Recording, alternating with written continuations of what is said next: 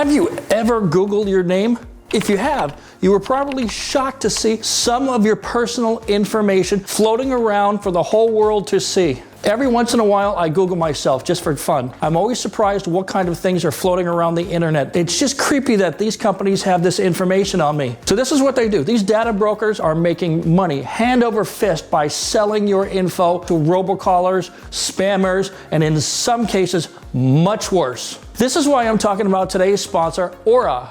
Aura can identify data brokers who are exposing your information and then submit opt-out requests on your behalf. Brokers are legally required to remove your info if you ask them to, but they make it super hard to do that. So let Aura handle all of it for you. Now you can get off of all of those lists. You can try Aura free for 2 weeks using my link here below, aura.com/Craig. Aura does so much more to protect you and your family from online threats that you can't even see. It's really easy to set up, so you don't have to bother downloading several different apps just to get things like parental controls, antivirus, VPN, password management, identity theft, insurance, and even more. You get everything at one affordable price. So let Aura do all the hard work of keeping you safe online so you can focus on other tasks with peace of mind.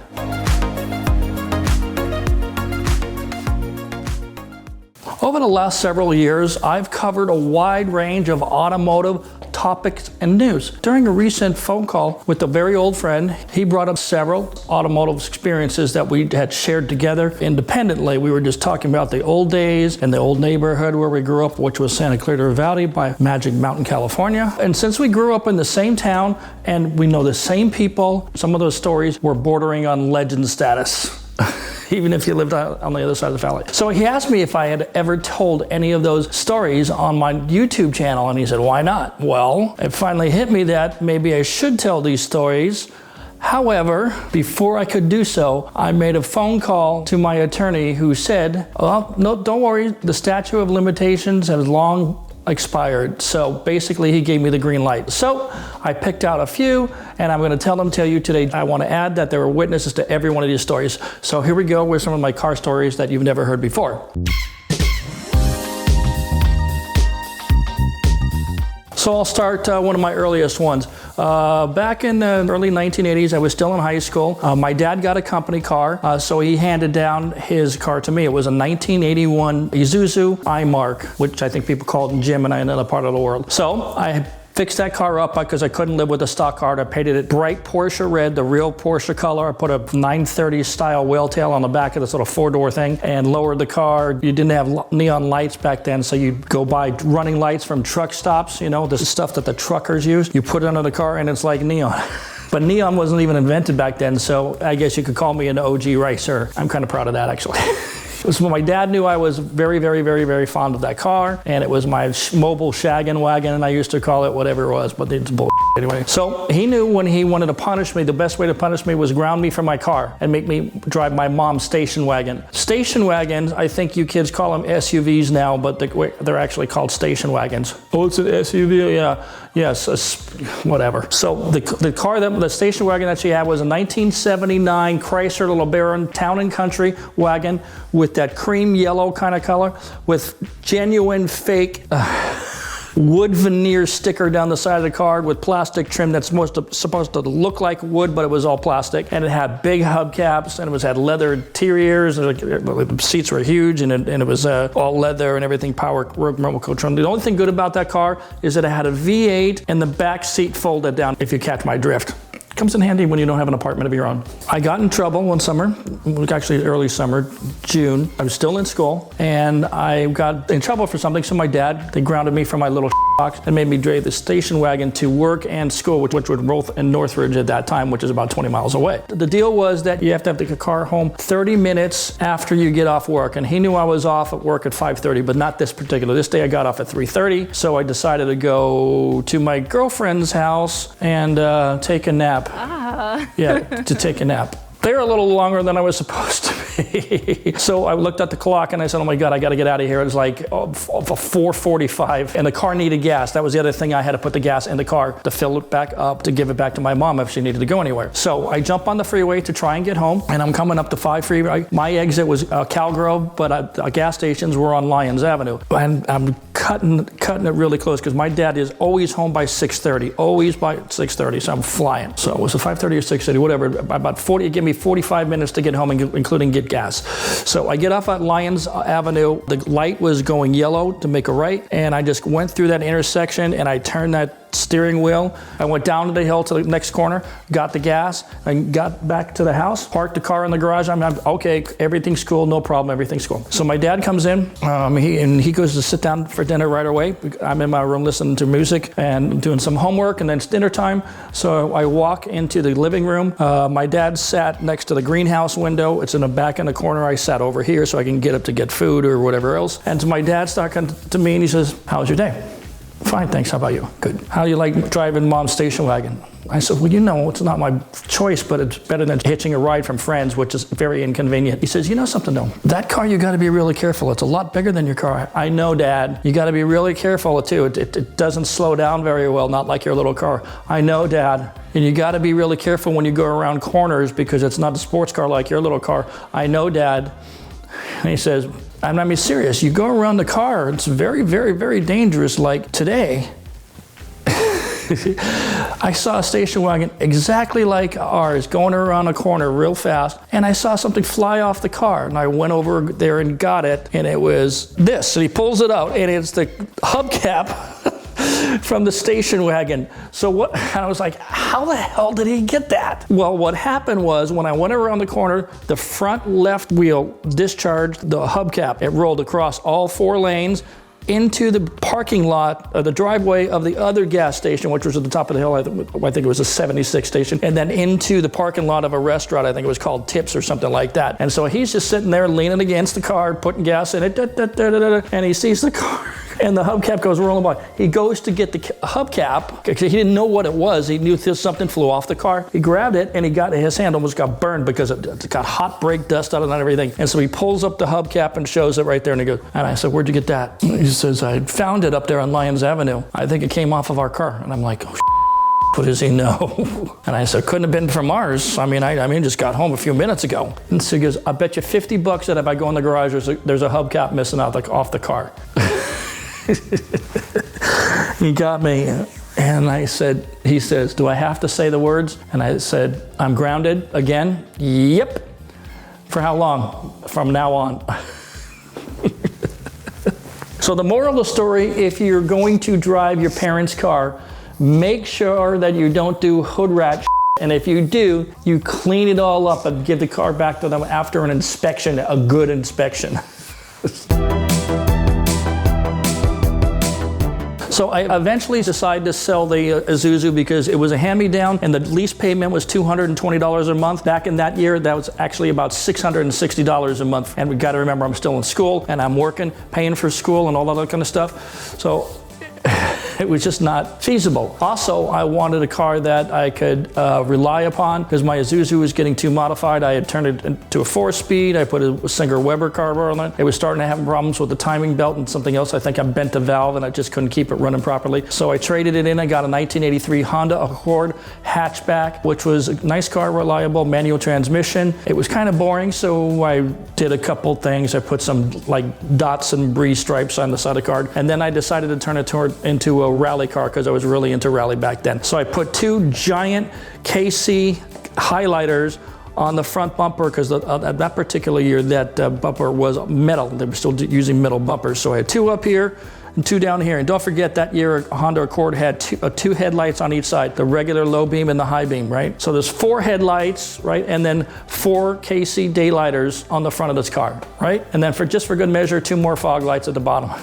Mud flaps front and rear, and then in the back I put 1 big light underneath the bumper kind of pointing it up, and that's not for backing up down dirt roads. It's called an hole light. The whole light is for this purpose. If somebody is tailgating you, what you do is you get a little ahead of them, especially at night, and you turn that thing up with 1 million candle watt power. That's the way they used to measure it back then. That thing comes right in your face. You are either going to change lanes, or you're going to slow down, or you're going to get off the road. Either way, it's stunning. You do it for just 2 seconds. They get the message and off they go. So that was very popular back in the 1980s, and I hope it doesn't make a comeback, but I kind of think it really needs to be honest. But anyway, so I had that going on. So this car was very known around Santa Clarita because look at this idiot driving a Honda Accord as a rally car, as a front wheel drive, and with the big stripes on it. The car is not particularly fast, it's not particularly good looking, but it was particularly reliable. My girlfriend at the time, she lived up on top of Saugus, and so I was going up there to pick her up, and we're coming back down the main road, and out of our housing tract, there's a dedicated right turn lane with double yellow lines, and I think didn't have the dots on there yet, but I think today they have the dots. So I'm driving down from the hill and coming on, whatever the road is, Soledad Canyon or Bouquet Canyon, I always get that, I think it's Soledad. This car comes whipping up in front of me. Now it's dusk and the sun is going down over there, so I can't really see very well, but it's partially dark and partially light over the ridge. And so I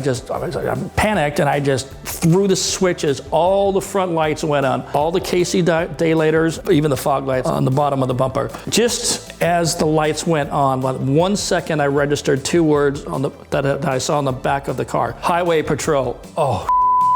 I was committed. I was going too fast. I was doing 60 miles an hour, and instead of slamming on the brakes, I just went around them as a reflex, got around, and then when I went to hit the other KC daylights to turn them off, I accidentally hit the light and turned it on, put that in his face. Right away, I see in my 5-panel wink mirror the red and blue lights get on, and I'm like, oh God, I'm done, man. I'm so So there's no place to stop there, at least on the right side of that road. It was a multi-lane lane. I had to go all the way to the AM/PM station at the Four Corners, pulled in there, cop pulls in, pulls over, comes over, knocks on my window. I rolled down the window down. What was that all about, son? Just trying to get you attention. You certainly got my attention.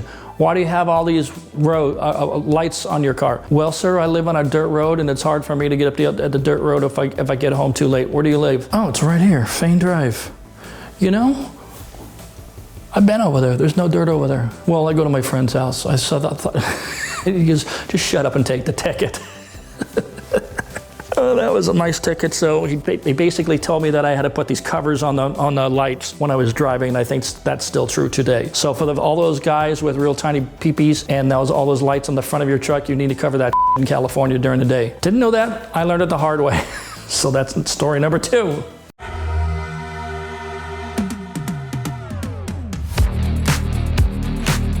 Since every cop had now known that car, I think it was time to get rid of it. So I found this Mercury Capri V6. For those of you who don't know what that is in the United States, the Mercury Capri, or the Ford Capri really, was a Ford car built in Europe. It had a bunch of different engines. I think it was a 1.6 liter, a 1.8 liter, a 2000 cc, a 2300 cc, a 2600 cc, and then later on, I think it's starting in 74, was a 2800 cc. It was a V6. It revved to 6600 RPM. It sounded fantastic, especially with a modified exhaust. It handled well. In foreign countries, they were using these cars, albeit with wide bodies and custom suspension, as race cars, and they were fantastic. So it was different from when everybody was driving back then. The small cars we had in the United States were Honda Civics, which, the CVCC, they were terrible, they were slow, they were nothing special. We were just getting Honda Accords. I think the Honda Prelude was just coming on. What was that, 79 was the first year, I think it was. But the Capri was also rear-wheel drive, and it's 4-speed transmission.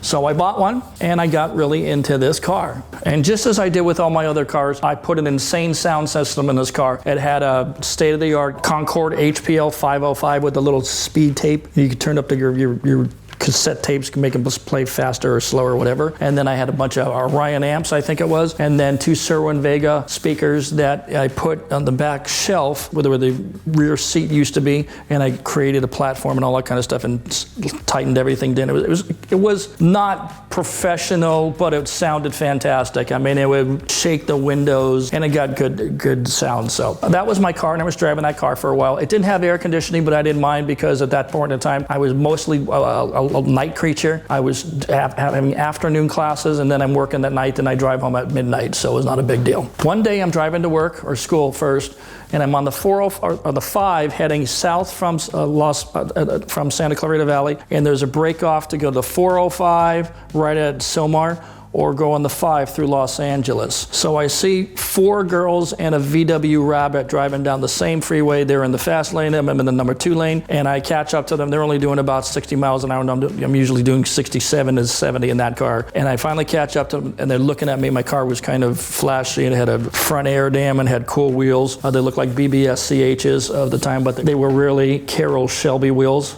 Gold with the spun edge, with the, what do you call it, a satin finish on the barrel. And they're looking at the car, and I'm driving along, just listen to my jam. I'm playing Depeche Mode's Some Great Reward tape, and I'm playing a song called Lie to Me. And if you know that song, there's a lot of bass in there, especially with a great sound system in your car. So everything's shaking, the little 5-panel wink mirror is kind of shaking and everything like that. And that's normal, that's the way I drove all the time. You can't hear.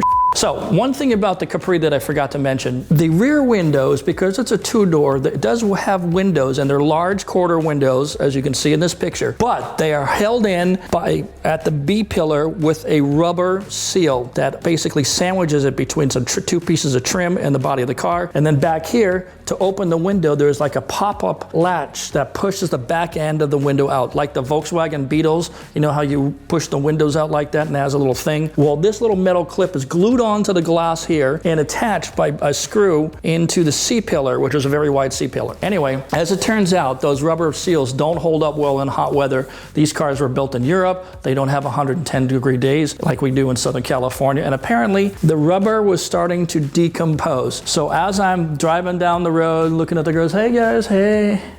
If you're looking for a life of lust and deceit, pull over. So I'm just looking over there, hi. Anyway, so they're looking at me, and all of a sudden, I see out of my peripheral vision in the wink mirror light.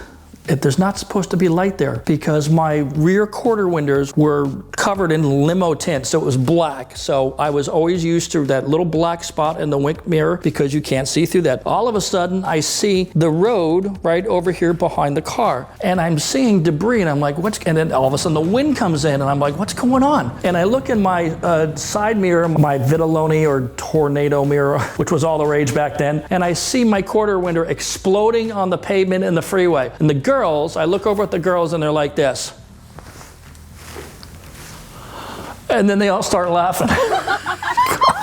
So I slowly slumped down in my seat, put my turn signal on, and I think it was working on that particular day. And I got off at Rinaldi, made a right turn, and then tried to find a builder's emporium. There was no such thing as Home Depot at that time. I found some cardboard, some duct tape, and covered the quarter window with that. And I had to wait 3 weeks to find another window for that car.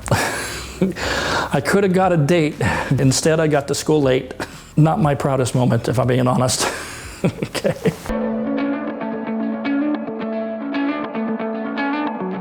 After that, though, I developed a real hard love for Datsun Z. And by 1987, I was on my 4th Datsun Z. I bought this one because it had an L28 with triple carbs and it had a wide body. It actually used to be a race car, but I was going to turn it back into a street car. First thing I did was the body work because the front end had a wide body kit and they put flares in the back. I was going to keep those, but the suspension was going to need to be redone and the wheels were going to be redone and all that kind of stuff. So I was waiting for suspension and the custom wheels, but the car was still drivable on the loaner wheels, and so I decided to pick up my girlfriend in the car and take her for a ride. Now the car had just come out of the paint shop, and again the hood was fiberglass, the fenders were fiberglass, and the rear fenders were over flares, as you can see. So the car had been out of the shop for 24 hours, maybe a day and a half, and it was good to go, you know. We had a date to go to a place called Cal Islands, which is up in Canyon Country. So I picked her up at the top of the hill where her parents lived, and we were driving down the road, doing about 65. It's a 4-lane road with a hard center median, and it was about 7:30 on a Friday night. Everybody was already home, probably having their dinner, so the road was pretty deserted. So I decided to give it the beans a little bit. So you run through the gear first, second, third, and you're doing 65 miles an hour. And as I let off the gas, I noticed that the hood was making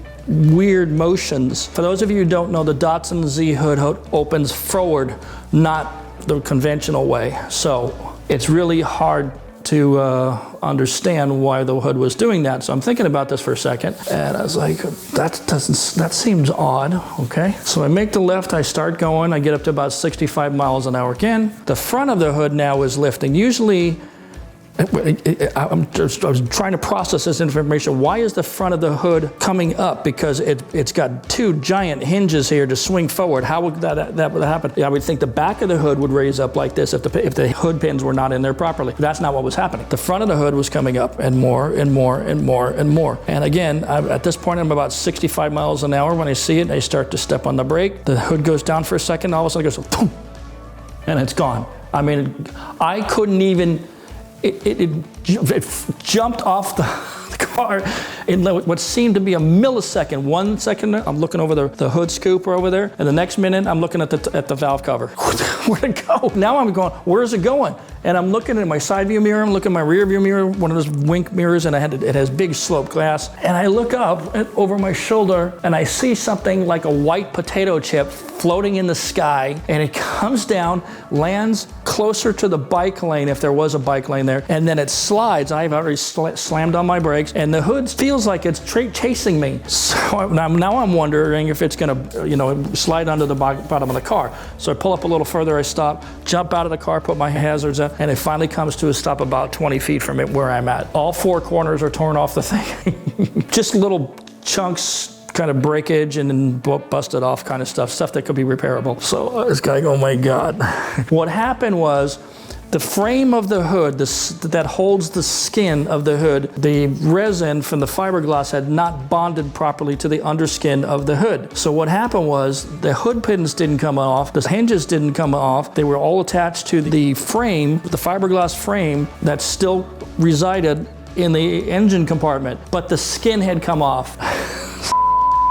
So we went to the dinner, and then I spent the rest of the weekend mixing fiberglass and trying to lay it all properly and bond it again. It still needed more work when I brought it back to the shop. It was halfway decent. I mean, I didn't have a lot of experience in fiberglass, but it was good enough to say yep, we can put another coat on this thing. It's gonna be a little thicker. We're gonna strengthen the hinge in area with the plate. We're gonna have to drill some different holes. Yeah, we're gonna use some adhesive and everything like that. So that was a scary thing. The moral of the story is paint dries faster than fiberglass resin does, apparently. Or maybe it's the other way around. It's been quite a few years, so I might have that backwards.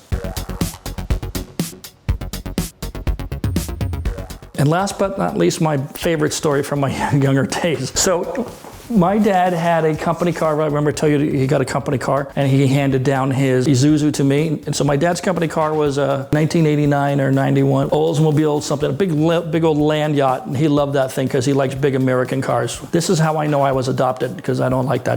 The company they worked for was a Japanese company, and the president of the company had just flown his family over to the United States to start moving over there while he's on assignment in here in America. So he asked my dad to borrow the Oldsmobile, and the president was driving a Porsche 911 something. I didn't know Porsches back then, maybe an SC or whatever it was. And he said, we can trade cars for the week. So my dad gave him the Oldsmobile, and he took home the Porsche. He hated driving that car because it was a stick shift, okay? So he decided that he wanted to rent a car and just keep the Porsche, but he decided it was too much money to do that. So he was getting very frustrated with his car, driving in traffic all the way to Torrance every day in a stick shift. And he finally just said, I don't want to drive this car anymore. He would drive it to and from work and then would park. He didn't even want to go to the grocery store in that thing. He didn't even want to go to the gas station. So one day, it was a Wednesday, and I remember this one Wednesday, and I'll tell you why in a minute. So Wednesday, he decided that the car needed gas. He knew I was begging to drive that car just once, or even ride in it even with him driving it. So this day, he must have been really lazy or really tired about driving that car. He holds out the key and he goes straight to the gas station, straight back. Don't up. Don't up, because it's my ass. My dad was a combination of Tony Soprano, Al Bundy, and Archie Bunker. Seriously, that's really the way he was. Anyway, so I'm excited because today happens to be cruise night on Lyons Avenue. Now it's my turn to go find David Heinsberg with his Pinto 2000cc. They would always spank my Isuzu. So sure enough, I go over to the Chevron station in the Alpha Beta parking lot or across the street. I get some gas, And everybody's, ooh, daddy's car, yeah. Well, yeah. I didn't say it was mine, I just said, yeah, but it's a company car. So I get the gas, I pull out into the street, car comes through, he kind of ran the red light, but I stayed there. And who pulls up next to me? David Heidsberg and his brother. So he looks over at me and goes, oh, no, where'd you get that? This is my dad's company car. And he goes, is it quick? And I said, I think so. Do you even know how to drive it? Well, we're gonna find out. Light turns green, I rev it up, drop the clutch. You know, if you've ever driven one of those cars, the car swats in the back, right? It goes across those white the crosswalk lines, lights the tires up, chirps second gear, and the next light is maybe 200 feet up front. So you got to get on the brakes quick and make a U-turn, come back into the gas station, and pull into the gas station, 2 sheriff's car pulled in. So everybody's sitting across the street at the wall at Old Orchard Park. They're watching me and they're laughing. You got busted, yeah. It's like a scene right out of American Graffiti or Two Lane Blacktop. So anyway, they write me a long ticket, exhibitionist speed, and I had no idea what that was. I said, what is that? Things like revving your engine. You can get a ticket for revving your engine. Yep. What about it's a chirp on the crosswalks. It's not exhibition speed. He said, come on, it was a burnout. I don't even know how to do a burnout. I have an automatic car. He's not buying any of this. Anyway, he sent me on my way and I drove home. But here's the problem with that. Getting a ticket is not a bad deal, even if you're a minor, which I was a minor at the time. I wasn't 18. But my 18th birthday was coming up and I looked at the ticket. On that particular year, my birthday was on a Saturday. The court date was on a Friday. And you can't change the court date. They don't let you do that. Not when you're a minor. You have to go in. So you're supposed to bring a parent with you. So what I did was I just didn't go to court on Friday. I'll say, when I get into the court on Monday, say, it was my birthday. I forgot all about it. I'm so sorry. I'm usually responsible. I'm wearing nice gray slacks, a little Duran Duran tie. Don't laugh. Yeah. It was the 80s, man. Give me a freaking break, okay? And I got an Argyle sweater on there. It was the 80s. Stop judging me. So I get in there, and the judge goes, Mr. Lieberman, docket 2199777, exhibition of speed. How do you plead? Guilty with an explanation. He takes his glasses off, and it goes, this is going to be good. And the whole court starts cracking up. And I turn around like, why are you laughing? I told him, I said, look, this was my father's company car. I was very nervous driving it. He made me go get gas. I barely know how to drive a stick shift. I got a little nervous here because the pedals are a little different in a Porsche than they are in my car. And then I let the clutch off too fast and it kind of chirped the tires. And I think that the police officer thought that I was trying to showing off because apparently there's some kind of car show off thing or something like that that the kids like to do. And I'm saying all this with a straight face, I might add. And the judge put his glasses back up on, turns the ticket over, and he says, son, have you read the back of your ticket? And I said, no, there's nothing on the back of our ticket. And he goes, there wouldn't be. That's for us. So what I didn't know is, back then is when cops pull you over, when they give you a ticket, they stay on the side of the road and they make notes on the back of the ticket about the situation of the ticket, right? So that way when they go in the court, they have a reminder of what was the situation because they pull over so many people, right? I think they still do that today, or maybe not, or maybe they just put it in the computer as notes. I have no idea, but that's what they were doing back in 1984, I think it was. Anyway, he says, well, here it says that you rev the engine very high, drop the clutch, you created 2 black marks of 35 feet, and then chirped the second gear and left 2 more short black marks on the straight. Do you want to change your plane once again? Yep. Everybody's laughing now. Guilty, just guilty, just guilty. He goes, $350 and 3 days in jail. And I said, I'll take the $350 in jail. He goes, no. And 3 days in jail. Bailiffs take Mr. Lieberman into custody. He has a reservation. So I get in the back, they're opening my wallet. I got my student ID, I got driver's license, I've got, what else do I have? 1 credit card, 1 gas card, and a condom. And the sheriff searching me pulls out a condom and he goes, oh, you're not gonna need this where you're going. And the other guy, the sheriff, he goes, give it back to him, he's probably gonna need it where he's going. And I'm like, I'm just gonna be sitting right here in the jail cell for 2 days. We're gonna get you some new clothes, so start stripping them. What do I need new clothes for? Because we put you in a jumpsuit to take you to county. I said, what? I could feel the blood leaving my face. So they sent me to county jail for 3 days, or 2.5. They let me out on a Monday. After my birthday, so I spent my birthday in jail. And then my mother comes to pick me up, and my little brother, who's 3 years old, is sitting in a baby seat, and he looks over and he goes, "You smell." So the moral of the story, kids, don't let your tickets go to warrant. No matter how bad it is, don't let your tickets go to warrant. As you can see, I was once young.